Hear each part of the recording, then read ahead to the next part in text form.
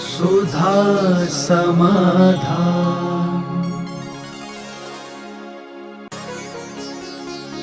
नमोस्तु गुरुदेव, हमें भी आरक्षण मिलता, हमें भी नौकरी मिलती, ऐसा सोचने में कोई दोष लगता है क्या? मात्र एक चीज तो मिल जाती तो मैं शेड्यूल कास्ट होते थे, नौकरी। बाकी चीजों का क्या होता? कितनी चीजें हैं जो हैं। अब देखो, जब किसी कृपा पर अपनी जिंदगी चलाना ये गरिमापूर्ण जिंदगी नहीं है।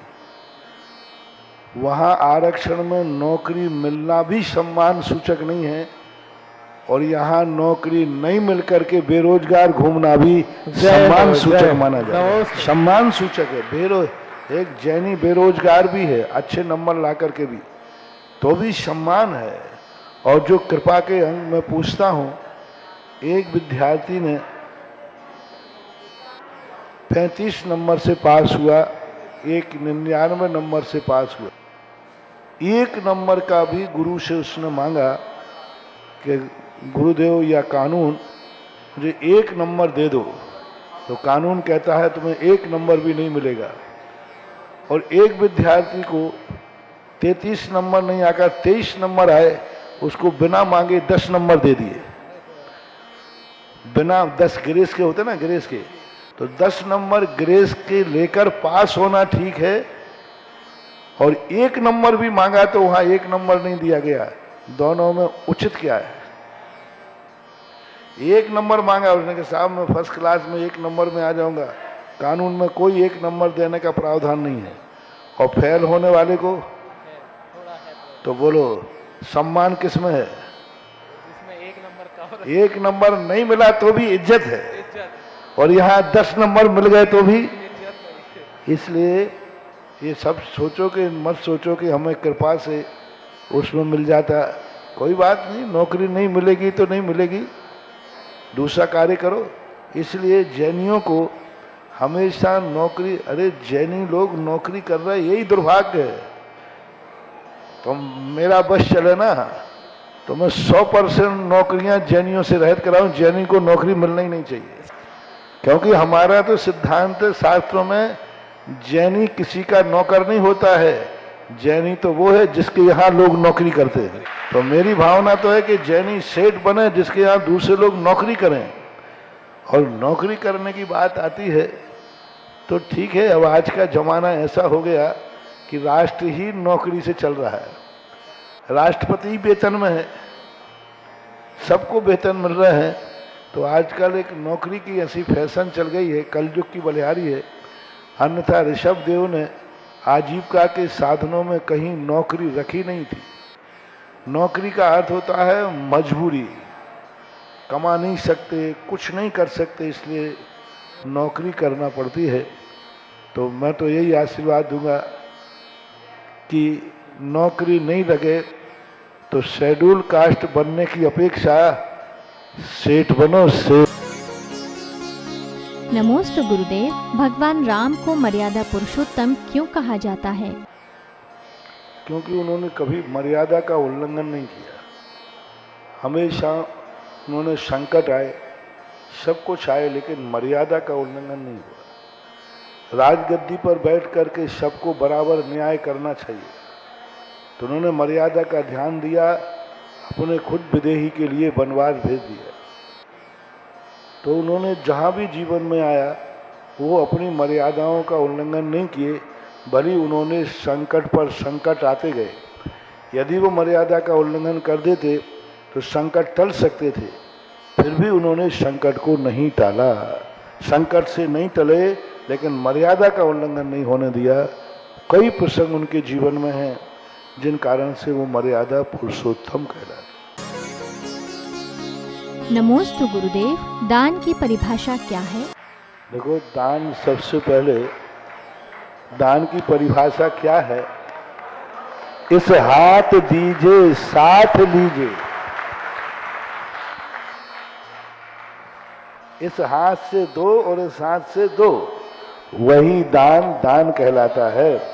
और प्रतिष्ठा के पूर्व जिस कार्य को तुम करने जा रहे हो, उस करने के पूर्व जो राशि वो दे दी जाती है, वह कई गुना फलती है, कई गुना फलती है। खेत पर राशि की घोषणा करने से खेत में फसल नहीं आती, जब बोता है तभी फसल आती है, ऐसा मानना चाहिए। बस नमोस्तु गुरुदेव। किन्हीं तीर्थंकर की मूर्ति पर अगर चिन्ह ना हो तो हम कैसे पहचानें कि ये मूर्ति कौन से तीर्थंकर की है? चिन्ह की उपलब्धि नहीं होती, चिन्ह तो कोई ना कोई रहेगा, तो इसलिए चिन्ह के स्थान पर उनका नाम लिख दिया जाता है, इससे नाम से पहचान होते हैं। 9वीं 10वीं शताब्दी के बाद किसी भी मूर्ति पर चिन्ह उत्कीर्ण किए ही नहीं जाते थे। महासामान्य अकृत्रिम चैत्यालयों में कोई चिन्ह नहीं होता। अरहंत भगवान की मूर्तियां हुआ करती थी।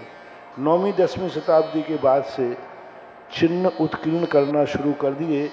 चिन्ह उत्कीर्ण करना जरूरी नहीं है, लेकिन वर्तमान में परंपरा चल रही है, तो भूत और भविष्य के भगवानों के चिन्ह उपलब्ध नहीं हैं। नमोस्तु गुरुदेव।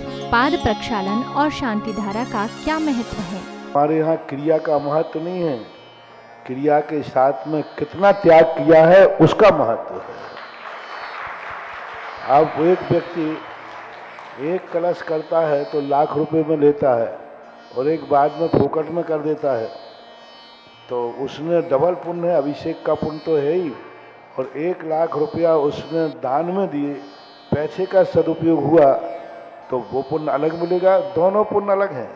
अभिषेक का पुण्य अलग है और अभिषेक के लिए जो दान दिया है उसका पुण्य अलग है, बहुत अलग है। अभिषेक का पुण्य यही है कि हमारे पापों का प्रक्षालन होगा, और दान का पुण्य है कि वो दिन दूना रात चौगुना बढ़ेगा। दोनों में कितना अंतर आ गया। पाप प्रक्षालन करने से ठीक है, तुम्हारे पापों का क्षय होगा, लेकिन श्री वृद्धि नहीं होगी। और वो 7 दान में दिया है तो बुरे दिन तो समाप्त होंगे ही, अच्छे दिन भी आएंगे। तो इसलिए दान पूर्वक की हुई क्रिया, चाहे पादाभिषेक हो, चाहे शांति धारा हो, कोई भी चीज हो, उसके साथ जो तुमने प्लस किया है उस प्लस का महत्व बहुत विशेष होता है, ऐसा मानना चाहिए। एक व्यक्ति सूखे बिना सिंचाई के खेत में बीज बो रहा है और एक सिंचाई के खेत में बो रहा है, दोनों में क्या अंतर है? बस यही अंतर मानना चाहिए। दान पूर्वक की हुई क्रिया सिंचाई के खेत में बोने के समान है, और दान रहित क्रिया बिना सिंचाई के खेत में बोने के समान है। नमोस्तु गुरुदेव। एक विद्यार्थी की दिनचर्या कैसी होनी चाहिए? विद्यार्थी की दिनचर्या हमेशा एक नैतिक आचरण से युक्त होना चाहिए।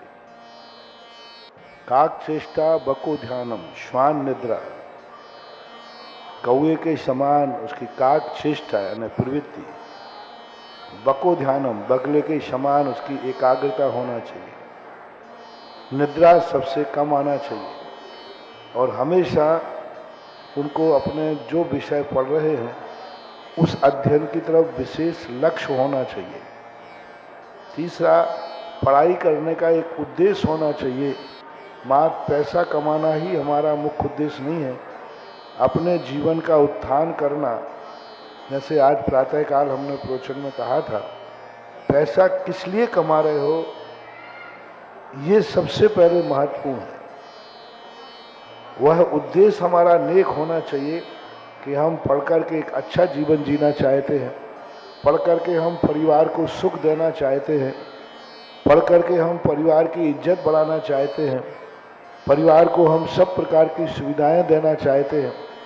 ये उद्देश्य हमारे जीवन में पढ़ते समय होना चाहिए।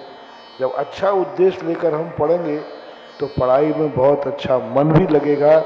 मात्र परीक्षा के लिए ही पढ़ोगे तो ज़्यादा नहीं, टेंशन बढ़ेगा, लेकिन जीवन उत्थान के लिए पढ़ोगे तो परीक्षा में तो पास हो गई, साथ में पढ़ाई में अच्छा मन लगेगा। और एक ही बात होना चाहिए कि हम पढ़ने के लिए मात्र इसलिए पढ़ रहे हैं कि जिन परिवार ने, माता पिता ने हमें जन्म दिया है, उनके पढ़ने के बाद उनको हमारे से कुछ इज्जत मिलना चाहिए, सम्मान मिलना चाहिए और उनको सुख मिलना चाहिए। इसलिए विद्यार्थी का जीवन ऐसा लक्ष्य पूर्ण होना चाहिए। नमोस्तु गुरुदेव। राग और मोह शोक और दुख शिल्प और कला में क्या अंतर है? राग और मोह, मोह एक व्यापक शब्द है जिसमें मिथ्यात्व भी आता है। राग एक मोह का एक अंग है। शोक और दुख में अंतर है।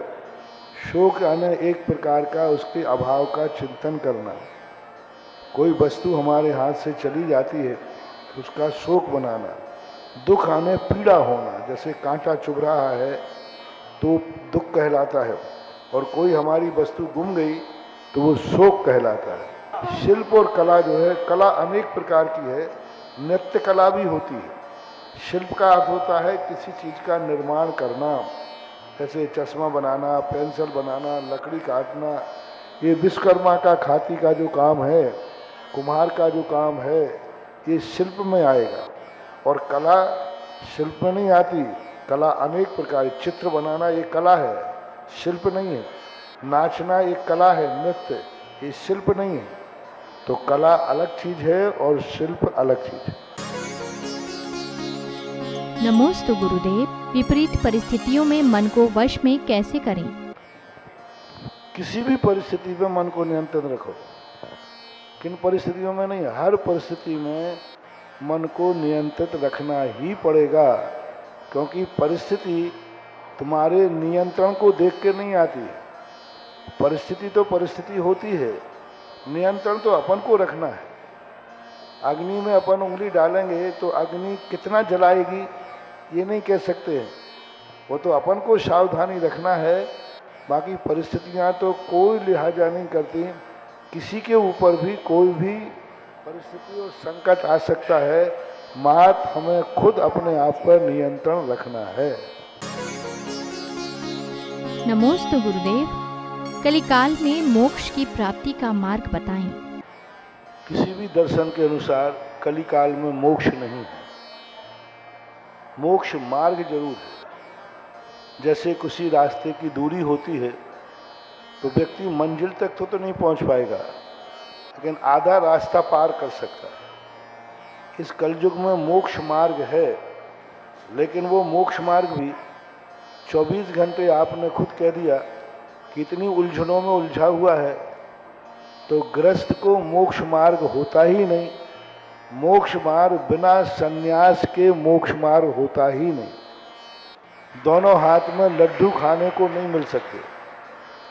इधर संसार भी करते जाओ, उधर परमार्थ भी होता जाए, ऐसा नहीं। संसार से जब निवृत्ति करेगा तभी मोक्ष संभव है।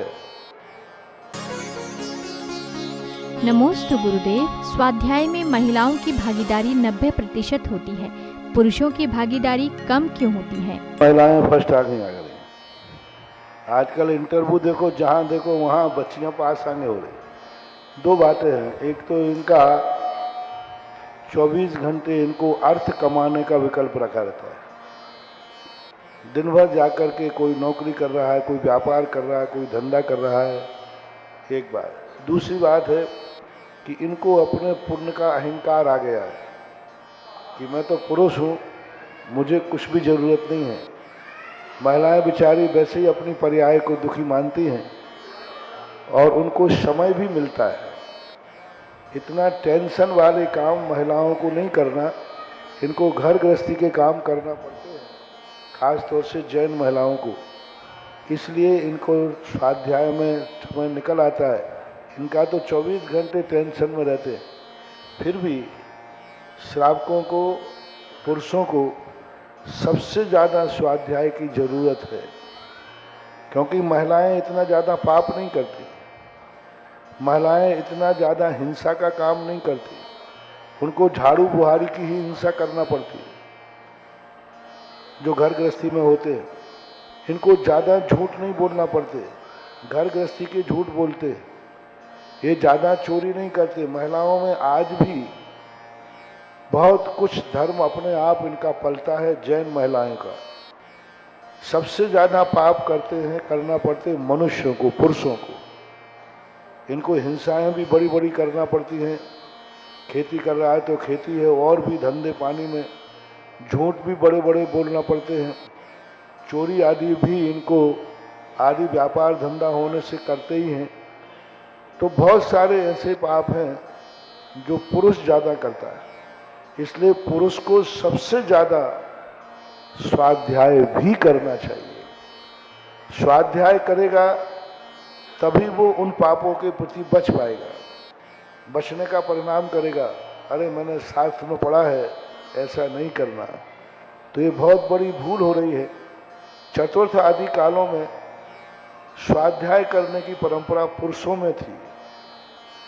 हमने किसी भी शास्त्र में रानियों के संबंध में तत्व चर्चा करने का उल्लेख विशेष नहीं पाया, एक दो को छोड़कर। लेकिन जितने राजा महाराजा अच्छे हुए हैं ये नियम से स्वाध्याय करते थे, तत्व चर्चा करते थे। भरत चक्रवर्ती तत्व चर्चा करता था। जितने बड़े बड़े अच्छे राजा महाराजा हुए ये नियम से तत्व चर्चा करते थे। इसलिए पुरुषों को आध घंटे 1 घंटे का स्वाध्याय जरूर करना चाहिए, तभी वो अपना भविष्य उज्जवल रख पाएंगे। अन्यथा वर्तमान तो ठीक है, भविष्य अंधकारमय हो सकता है। नमोस्तु गुरुदेव, हम ऐसा क्या करें कि जिससे हम अपनी मृत्यु को भी महोत्सव बना सकें? निरंतर चिंतन करना चाहिए।